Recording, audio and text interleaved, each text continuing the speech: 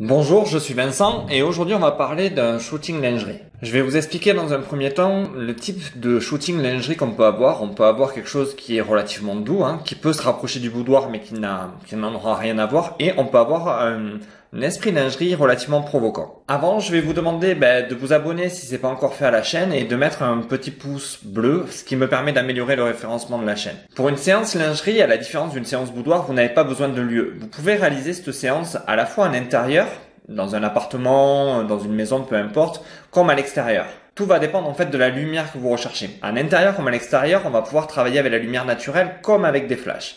Mais à un moment donné, il va falloir savoir exactement là où vous voulez aller pour pouvoir vraiment faire des choix précis. On va prendre le cas où vous voulez faire un shooting lingerie plus en douceur.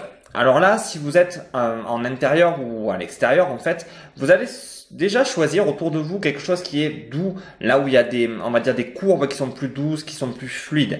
Car ça déjà, rien que l'environnement va inspirer la douceur.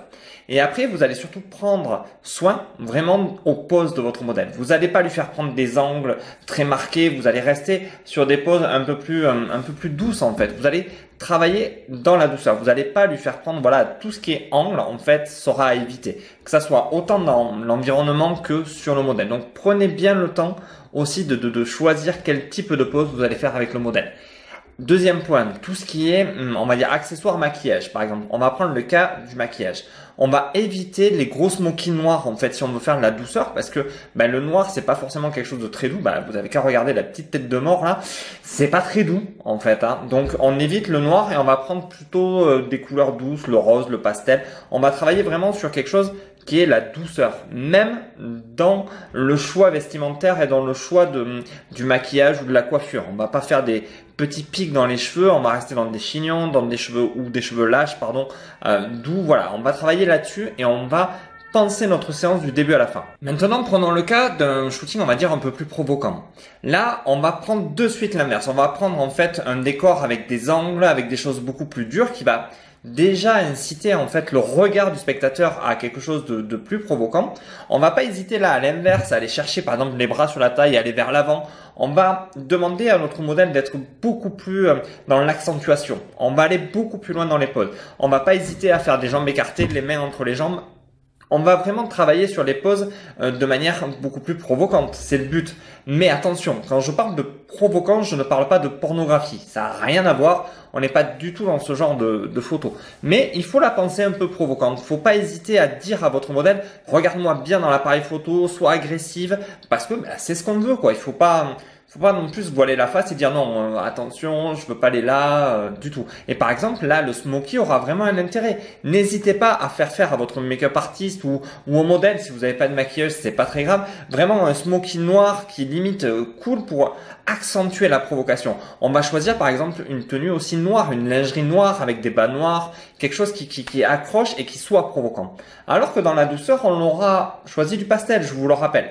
Donc, n'hésitez pas à vraiment créer votre séance depuis le début. Pensez douceur, pastel, on va penser à des petits moments doux, des poses vraiment dans la courbure, très douces.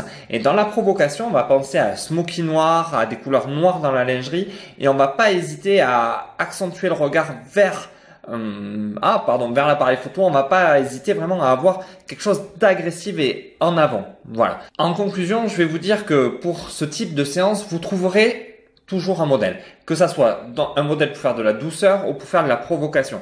L'intérêt là et l'attention qu'il faut avoir, c'est vous. C'est vous qui allez devoir être très attentif à votre modèle, être direct, lui dire vraiment là où vous voulez aller et la laisser quelque part elle aussi faire. Et dans la provocation, vous pourrez toujours la rassurer en lui disant mais tiens, si tu fais telle pose, t'inquiète pas, tu pourras choisir les photos avec moi après, on prendra le temps ensemble. Et vous verrez que souvent dans ce genre de shooting, vous êtes un peu en retrait, vous aurez tendance à pas choisir certaines photos un peu trop provocantes, mais votre modèle dira ok, on prend celle-là, elle est bien, je la veux, et vous verrez qu'elles auront même tendance des fois à choisir des photos que vous n'aurez pas choisies. En conclusion, n'hésite pas à s'abonner à la chaîne, un petit pouce bleu pour le référencement sur YouTube, et surtout n'hésitez pas à partager la vidéo si vous avez des gens autour de vous que ça peut intéresser. Indiquez-leur de cette vidéo. Et surtout, n'hésitez pas, avant de partir, dans la description, vous avez 2 e-books, un sur la lumière naturelle et un sur la lumière studio. C'est voilà, c'est pour vous, je les ai faits. Vous pouvez cliquer en dessous et les télécharger et aller voir aussi mes formations. Sur ce, je vous remercie et je vous dis à bientôt. Au revoir.